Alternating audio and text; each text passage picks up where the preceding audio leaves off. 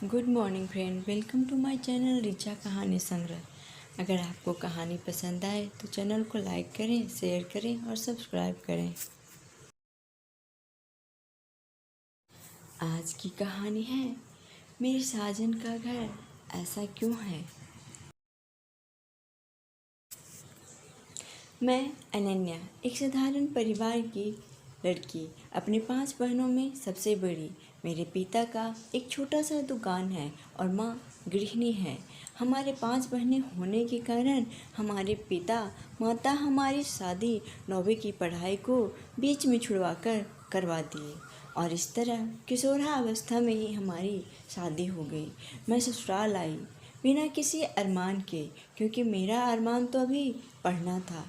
इतनी कम उम्र में शादी कौन करने की सोच सकता है, पर घर की आर्थिक स्थिति ऐसी नहीं थी कि हम सबको आगे पढ़ाया जा सके। ससुराल के नाम से डर था बस कि सास परेशान करेगी। पढ़ना और खेलना तो खत्म ही हुआ। अब तो मम्मी की तरह मुझे भी सुबह से रात तक काम करना होगा। निखिल यानी मेरे पति, शादी के बाद हमारी विदाई हो गई और गाड़ी में बैठकर मैं अपने पति के साथ ससुराल को निकल गई। जैसे जैसे ससुराल ने देखा रहा था, मेरा बाल मन और भयभीत होते जा रहा था। निखिल भी उम्र में मेरे से अधिक बड़े न थे। वो 10वीं की परीक्षा दिए थे और रिजल्ट भी न आया था और हमारी शादी हो गई। हम गांव से थे और निखिल शहर से।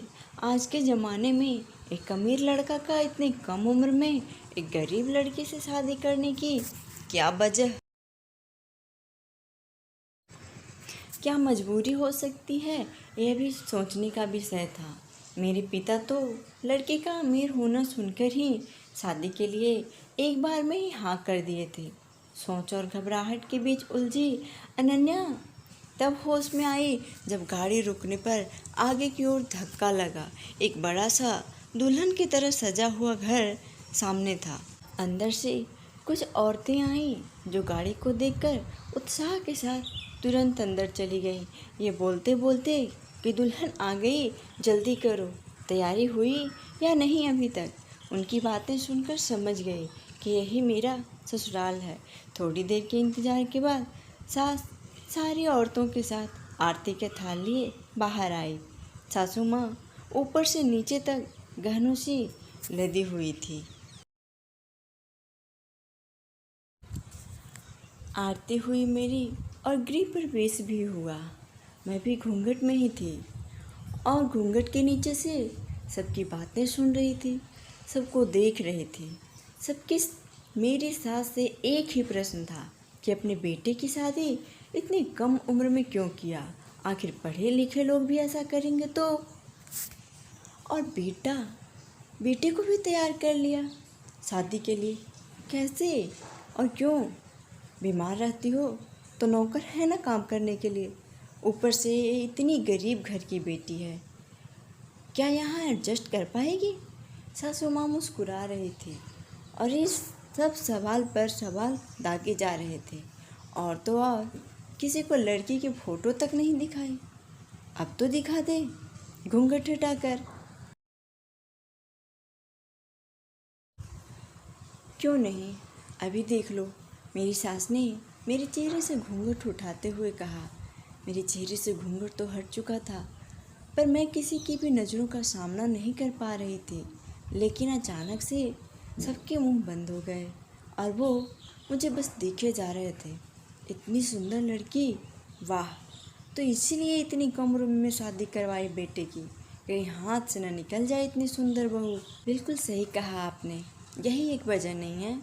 दूसरी वजह ये भी है कि अब ये बिल्कुल बच्ची है, तो इसे भी मुझे पालना है और पढ़ाना है। आप सबको तो पता ही है, मेरा तीसरा बेटा भी बेटी के चक्कर में ही पैदा हुआ है। अब जब मुझे पता चला किसी से अपनी जात बिरादरी की लड़की है और हाल में ही इसकी शादी भी होनी है ताकि जिम्मेवारियां थोड़ी कमें, और जब इसका फ़ोटो देखा तो आंखें गड़ गई।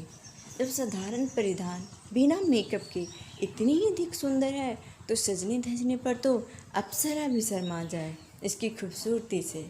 मैंने अपने पति और बेटे को मना लिया। इससे मुझे एक बेटी भी मिल गई जिसे मैं अपने हाथों से संवारूंगी और स्कूल भेजूंगी और जो बनना चाहे बनाऊंगी।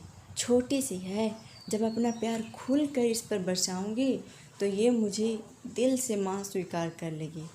और निखिल को इतनी सुंदर पत्नी भी मिल गई। मेरे दो फायदे हुए, है ना। मुझे अब सब समझ आने लगा था कि सास नहीं दूसरी माँ मिली है। अब बस पति निखिल की चिंता हो रही थी कि वो कैसा है और क्या सोचता है। फिर क्या, रात हुई, कमरा सज गया और मैं भी थोड़ी ही देर में निखिल आ गए।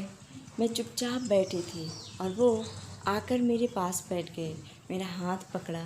मैं घबरा गई थी, परंतु उनकी बातें सुनकर तसल्ली हुई कि मेरी पढ़ाई बीच में नहीं छूटेगी। माँ को तुम बहुत पसंद थी, कभी न कभी मेरी शादी भी होनी थी, तो पहले मैंने मना कर दिया था। अभी मेरी उम्र ही नहीं है ना। तुम सुंदर भी बहुत हो और गाँव की भी हो। माँ ने कहा जब शादी की उम्र हो जाएगी तब साथ में रहना, अभी दोस्त बनकर रह लेते हैं ना। वैसे भी हम बच्चे हैं, अभी शादी और सुहागरात का न तो समझ है ना उचित है, परंतु रस्म तो रस्म होती है ना। ये रात फिर नहीं आएगी ना, तो इसलिए आ गया तुमसे बात करने, तुम्हें बताने कि जब तक हम दोनों की पढ़ाई पूरी नहीं हो जाती हम एक दूसरे के दोस्त बनकर रहेंगे। और तुम चिंता ना करो, अब ये तुम्हारा भी घर है और आराम से पढ़ सकती हो। हमारी शादी तो बस इसलिए इतनी जल्दी हो गई कि तुम्हारे पापा हर हाल में तुम्हारी शादी करने वाले थे।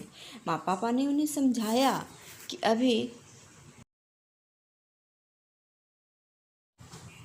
सगाई कर देते हैं, शादी पढ़ाई पूरी करने की बात करेंगे। और अब चिंता ना करें, हम अनन्या की पूरी जिम्मेदारी अपने ऊपर ले लेंगे। परंतु तेरे पापा जिद पर अड़े रहे, कल को शादी से इनकार कर दी तो तब तक तो हम अपनी इसकी छोटी बहनों की भी शादी करवा देंगे। अगर शादी करनी है तो अभी करो, वरना हम कहीं और करवा देंगे अपनी बेटी की शादी।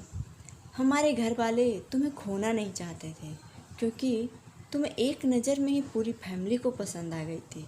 तो आज सुहाग रात है और इस रात दूल्हा अपनी दुल्हन को मुँह दिखाई की रस्म में कुछ उपहार देता है। तो मैं भी बस ये रस्म निभाने आया था।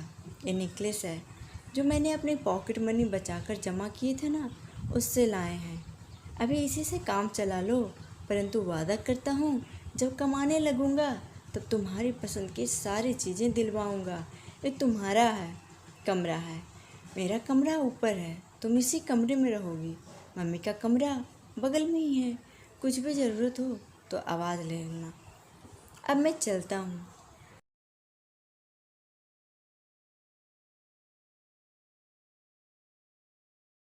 अनन्या को अपने भाग्य पर विश्वास नहीं हो रहा था, परंतु ये सच था। शादी की रस्में निपटने लगी, सारे मेहमान जा चुके थे। अनन्या पग फेरे की रस्म के लिए जब बड़ी महंगी गाड़ी से अपने गांव गई तो आसपास के लोग उसे देखने कम, उसकी गाड़ी देखने अधिक आए। वो बेचारी तो आज तक ऐसी गाड़ी देखे भी न थे। सभी अनन्या को भाग को सराह रहे थे, किंतु उसमें से भूतों को जलन हो रही थी इसके भाग्य से। माँ, बाप, बहनें, सब के सब बहुत खुश थे। बाप तो बस यही चाह रहा था कि उसकी सारी बेटियों का भाग ऐसा ही हो। पग फेरे के बाद अनन्या जब मायके से ससुराल आने लगी तब उसकी माँ ने उसे अलग ले जाकर समझाया, अन्नू, ये तेरा मायका है और वो ससुराल है, और दोनों में बहुत अंतर होता है बेटा। एक जगह जहाँ सब तेरे अपने होते हैं, सब परवाह करते हैं, वहीं दूसरी जगह तुम्हें सबके दिल में जगह बनाना पड़ता है। इसके लिए कभी कभी मन भी मारना पड़ता है, तो कभी कुछ चीज़ों जो बुरी लगी हो उसे हंसकर टालना भी होता है। तुम जितना सबको समझने का प्रयास करोगी और जितना सबको प्यार दोगी उससे कई गुना आगे चलकर तुम्हें वापस मिलेगा। तुम सास को माँ समझोगे ना, तो अगर कभी किसी बात के लिए डांटेंगे भी तो तुम्हें बुरा ना लगेगा, क्योंकि गलती करने पर माँ भी तो डांटती है। माँ के सीख के साथ अनन्या ससुराल आ गई। उसकी सास उसे आँखों के बीच पुत्री की तरह संभाल ली। उसके अच्छे स्कूल में दाखिला हुआ और पढ़ाई शुरू हुई तो समाप्ति डॉक्टर बनने पर हुई। निखिल एमबीए करने के बाद पिता की बिजनेस में हाथ बटाने लगा। पढ़ाई पूरी होने पर घर में एक बड़ी पार्टी रखी गई और अनन्या और निखिल को दूल्हे दुल्हन की तरह तैयार किया गया। पार्टी के बाद सजे हुए कमरे में अनु बैठी निखिल का इंतज़ार कर रही थी। निखिल का कमरे में प्रवेश करते ही अनन्या का दिल ज़ोर ज़ोर से धड़कने लगा। सजी सबरी अनु आज भी वैसी ही मासूम लग रही थी जैसी शादी वाली रात को लग रही थी। अनु वादा पूरा किया, ये लो चाबी तुम्हारे नर्सिंग होम का। अन्नू के आंखें भर आई। शादी के रात जो वादा किया था, तेरी पसंद का गिफ्ट दूंगा जब कमाने लगूंगा, आज पूरा किया और डूब गए दोनों हसीन दुनिया में। आपको हमारी कहानी कैसी लगी कमेंट में अपनी राय ज़रूर दें। और ज़रा सुनो, आए हो तो चैनल को सब्सक्राइब करके ही जाना। धन्यवाद।